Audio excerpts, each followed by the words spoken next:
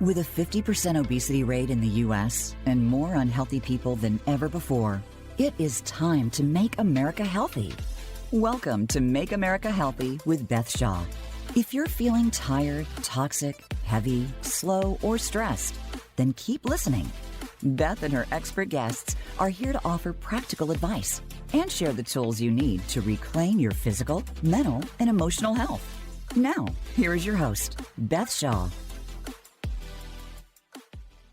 Welcome to Make America Healthy. My name is Beth Shaw. I'm the host of this podcast, the author of 4 best-selling books on health and wellness, the founder of Yoga Fit Training Systems Worldwide, the world's largest yoga mind-body school. And my goal through Make America Healthy is just to educate you, inspire you, and empower you with information so you can make better choices for yourself, physically and mentally. Today's topic is a common challenge that most everyone in their lives will suffer from at some point, and that is depression. How to uncover, discover, and recover with John Callas. Now, our guest, John Callas, is a veteran writer and director who has over 50 years of experience producing in the entertainment industry, working on feature films, trailers, commercials, and television series. He has written an amazing book called When the Rain Stops. It is all about helping yourself through depressive episodes. He has collaborated with many well-known actors, and he holds a master's degree from Occidental College. John, welcome to Make America Healthy. Thank you. It's nice to be here, Beth. You've got an interesting, incredibly personal story in When the Rain Stops. And the book really chronicles your upbringing, which was challenging, and how you became a very famous Hollywood director. Would you like to share some of the challenges and inspirations with our listeners today? Sure. I think that part of the challenge of having any kind of depression or traumas is how do you get out of it? A lot of us get very stuck in it, and we get so frozen that we tend to hide from it, not talk about it, and decide that we're mentally challenged and that's just the end of it. But that's really just the beginning of the story. So my challenges were to overcome abandonment issues, attempted suicide, being bullied, ostracized by friends and stuff. And I had to find a way to find strength within me. I sought therapy. I created tools for myself. And I started to look around and accept help, which is not an easy thing for somebody who's going through depression. So those were some of the challenges facing me as I began my journey in life. You had a difficult childhood, which you'll share a little bit more of with our listeners. And you develop your own coping skills. You managed to overcome, make a success of yourself. And yet you wrote this book only 3-4 years ago. Are we to understand that you are still dealing with those challenges today, or do you consider yourself healed? That's a really interesting question. I'm not sure you ever are fully healed, but I think what you can do is learn to manage and overcome it. But once in a while, it'll creep in. And if you have the toolbox to open it up and say, okay, what's going on here? How do I manage this? And be firm about it and be truthful, then you can live a very healthy life without all of the depression following you all over the place. And at what age do you really feel like you had a grasp on these tools? I know in my own journey, I had childhood trauma. I taught myself how to do guided imagery and meditation at the early age of 6, but I didn't realize probably until my 20s that I had been and was suffering from depression. I think you hit it right on the spot. I think early 20s, mid 20s is about when I think we were all at the point where we start looking and saying, what's life about? What am I doing? What have I accomplished? What do I want to accomplish? And I think that's about where it started. It wasn't easy, and it didn't one morning I woke up and said, hey, everything's fine. I think you're right about mid 20s, early 20s. Those are really pivotal years. I know that if you look at statistics now, the number one cause of death for people 14 to 24 is suicide. From all the research that I've done, a lot of people in their early 20s in particular attempt suicide. Would you like to share your experience of this? I'm going to answer that, but I think early 20s, mid 20s, we don't have enough life experience to tap into to understand what's going on and see the patterns. For me, it started when I was 3, when my dad died. I felt very abandoned, isolated. I slipped into a depression. I hated God. I gave up my religion. I couldn't stand the world. And I got into a lot of trouble. And by the time I was in sixth grade, let's say, I had gotten so out of control that at 12 years old, my mother and then my stepdad, because my dad had died, were told by the courts, either you send him to military school or we're going to send him to military school. So they thought that was the best way to help me get over this. And I went to military school and got knocked out 3 times my first night there. It was not a pleasant experience. It was one of the worst things. It sent me into a deeper depression because I started feeling like my family hated me and didn't want me around or anything like that. So I started hating them back and it just snowballed. Then they took me out of military school at the threat of me never seeing them again. And the first day in private school, a bully started up, and for 3 years he bullied me, and I got spit on and everything else. And at 15 years old, I walked to the edge of a dock, half frozen lake, and decided, I'm stopping this right now. And I jumped in and tried to kill myself. Something snapped when I was underwater. I said, it really can't be the answer to this. There's got to be something more. And I climbed out and I started a process of healing. And one of the things was a coach took me under his wing. I never played a sport in my life. And I found an outlet to get my anger expressed. Because on competitive sports, you can be angry and put all that energy towards the sport. And then I started accepting mentor help. And that's where it all began. Did you seek out traditional psychotherapy and counseling? After a while, I sought out therapy, not psychotherapy, but therapy, because I had more questions than I had answers. And I felt I had gone as far as I could with my capacity and my life experience. And I really need somebody dispassionate to maybe refocus my thinking a bit and help me understand what I was going through and what I needed. Did you continue with that therapeutic practice till this day? No, I went through it for many years. It was a one-on-one, and my one therapist, who I absolutely love, convinced me to join group. And I said to her, no, I really don't want to express this in group. She goes, well, why don't you just sit in and listen? And so I was listening to everyone tell their story, and I had a safety feel. I felt like, ooh, a bunch of nuts in this place, just like me. So I started feeling comfortable enough to start talking about my thing. After a while, I realized, you know what? I'm not any different than everyone else that has these issues, and I'm not unique, certainly. And other people have it now. They may be different than mine, but we all have the same fundamental problem of depression and anxieties. I think that helped me a great deal. Outside of the therapy, I developed a tool that you mentioned, Uncover, Discover, Recover, which helped me a lot too. I think once you get to the point where you have a little experience in therapy, you start developing things that work for you. If you were to give us a list of 5 to 6 takeaways that you have personally found helpful in your struggle with depression, what would they be? Well, I think first thing I would say is depression can be managed and somewhat overcome. I think it's important when you're depressed, if you wake up in the morning feeling depressed, you have to understand, am I having a depressive episode or am I just having a really lousy day? And the way to judge that is the next day when you wake up, if you still have a depressive mindset, you say, okay, maybe it's got me by the tail for 2 days. Let me look at the third day. If you do have it on the third day, then you've got a full-blown depression going and you definitely need therapy at that point.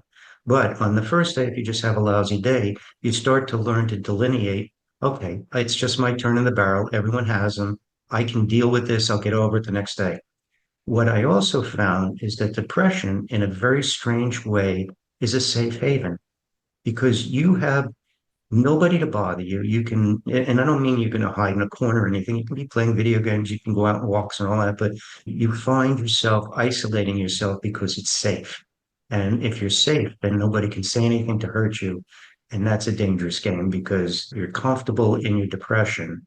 And that's not a path to leading out. So I think when you find yourself in that position, you have to look at where the exit door is. That's a very interesting point. Do you think that some people get addicted to their depression and those neural pathways then become stronger? And it's a place that, like you said, you just get comfortable, seek refuge in, and don't perhaps want to get out? The answer to that, Beth, is yes, the simple answer. And it's much like when, let's say you're a carpenter You start out all thumbs, and after a couple of years, you have this experience to tap into. So if something comes up, you say, "Oh, I know how to do that. I just have to cut this here, cut that, put it together." You develop tools.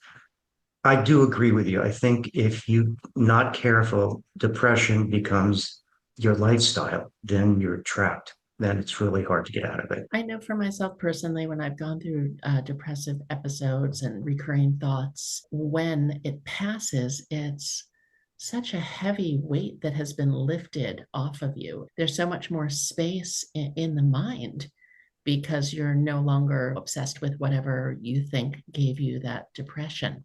All of a sudden, you have all this space that you can fill up with other things. Yeah. Another thing that I learned through my depression and anxiety is if I go into a room with a lot of people, I'm generally not comfortable in party environments like that. So what I learned to do is get to the party very early before everyone's there, and I'll pick somebody I know and walk up to them and start talking to them. Now, as people start filling in, the room starts to get bigger with people, but I'm already in that room, so I'm feeling more safe and comfortable. And then maybe I'll turn and talk to somebody else I know, and before long, I'm socializing. As opposed to 20 people in a room, I walk in, I'm just going to turn around. I don't want anything to do with it. That's a fun tool to play with because you get to manage yourself and not let the environment control you. You get to control the environment in your head. And that's the important place to work from. That's an excellent strategy. And I would imagine as a Hollywood director and producer, you have to go to a certain amount of social events, whether you like it or not. Yeah, absolutely. And sometimes they're a little daunting, especially like if you're the focus because you won an award or something, because everyone's looking at you going, and you're sitting there going, hmm. And what I learned another technique was to just talk to myself. And I said, look, nobody in this room knows what you're thinking. Nobody in this room knows you're about to freak out, lose your you know what? So why don't you just play poker with yourself and just pretend you got an ace in the hole and be quiet and listen. And if somebody asks you a question, answer the question. Don't go wandering into the weeds. Stick to short answers that make you comfortable. If you're asked a question and you're not sure, count one, two, three. That gives your brain a chance to formulate the answer from a very honest and stable position as opposed to, oh, here's my answer, which never works because you're going to fall on your face on that one. Yeah. I think that the pause really helps a lot. Yeah, there's many different therapeutic techniques like DBT and CBT that tell you to pause, which for reactive people is very difficult. Your book, When the Rain Stops, it's your story, but it's also, can we say, a roadmap or a handbook for people who are struggling with depression that maybe they will find some guidance and solace through? Yes. And the way I chose to write it was a little bit off to the beaten path of how it's usually put together. I had to write two voices. One was the little boy that started out on this path of depression. And then as I go, that's the truth of this little boy. So I had to really rip the band-aids off and the scabs to write this. Sometimes my wife would go by my office and I'd be typing and I'd be crying my eyes out. She says, "You okay?" I said, "Yeah, I'm having to relive this in order to be honest in the book." And then I thought, right now, what's happening is I'm painting my mother as this ugly human being. And the truth wasn't what my perception was as a kid. So I went and I put a section of gray that was the adult looking back at what the little boy was going through. So you had the truth of the little boy and the real truth of the adult looking back to see what the truth really was of that situation. And if you like, I can give you a great example. Yeah, that would be great. Thank you. Okay. At 12 years old, my mother put me on a train alone to go from New York City to Virginia to military school. I'm looking at her out the window as the train is about to take off. She turns around and walks away. At that moment, I don't think I've ever felt more alone and more abandoned and full of hate. And I thought, how could she just walk away? Years and years and years later, my mother and I sat down and she goes, "I know you want to talk about your dad because you always had these questions. I'll make you a deal. I'll tell you anything you want, but after tonight, I'd really like not to do it again." I said, "Okay." And we talked a little bit about that. I said, "Mom, I got to tell you something. I don't understand how much hatred you've had to me to turn away from me when I was in that train freaking out." And she started crying. She goes, "You have no idea. I turned away because I was crying that I was putting my 12-year-old baby on a train alone to go to military school. And every night I cried because of it. And all of a sudden I had this epiphany that this woman had an incredible strength to be able to take her emotions and look at what her child needed, not what she needed. And look, she had 3 kids, not a lot of support financially. There was no mental health support. And I was out of control and they just ran out of options.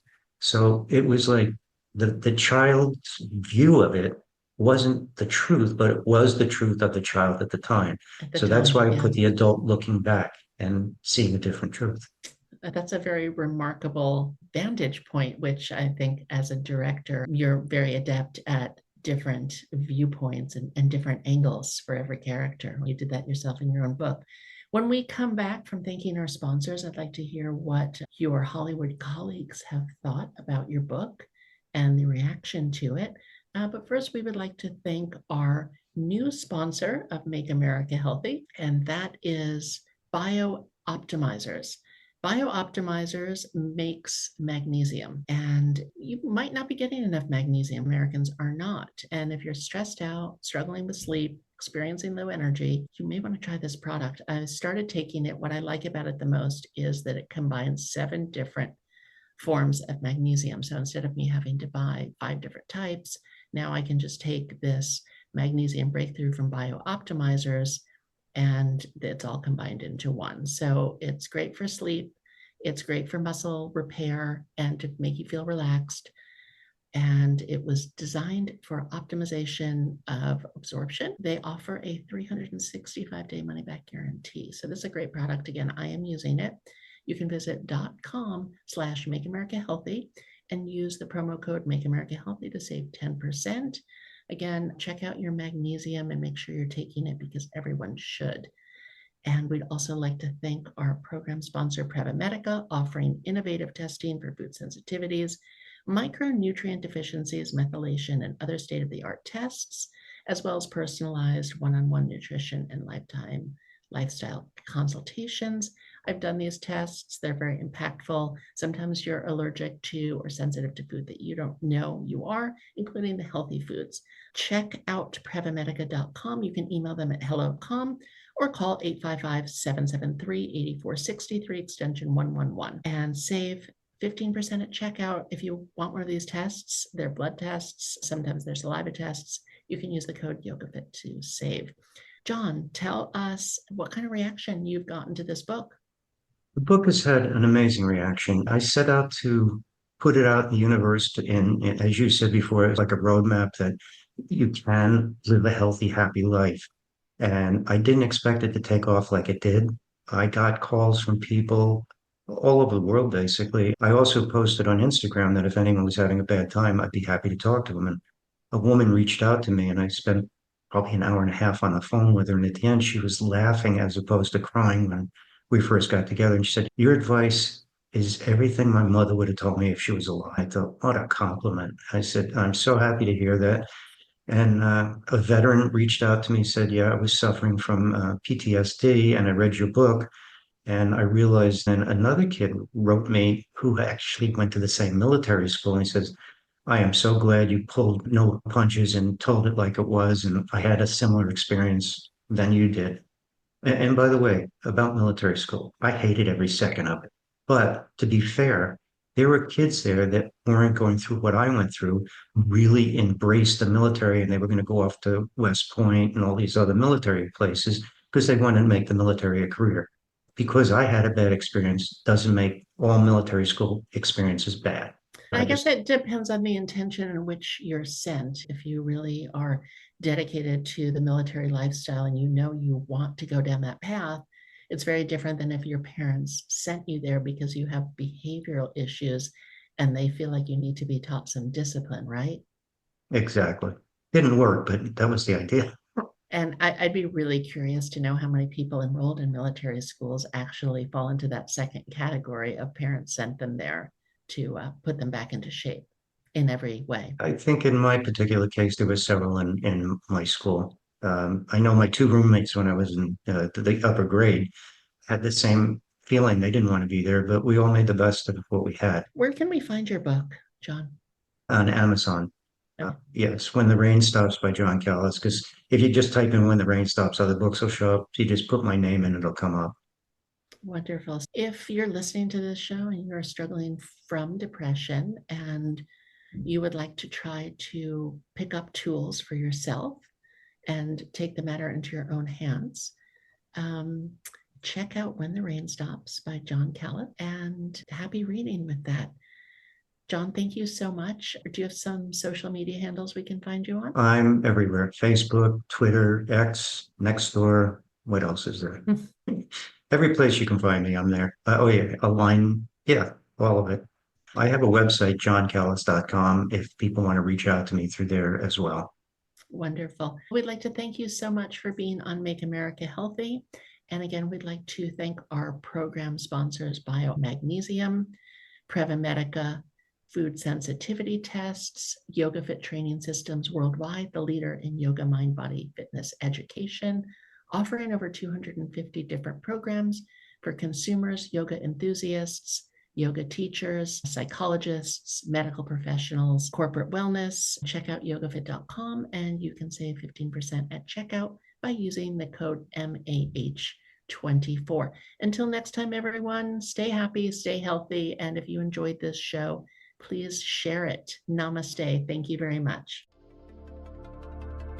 Thanks for joining us on Make America Healthy. We hope we've given you some tools you need to take back control of your health. Until next time, we wish you a healthy and wonderful week.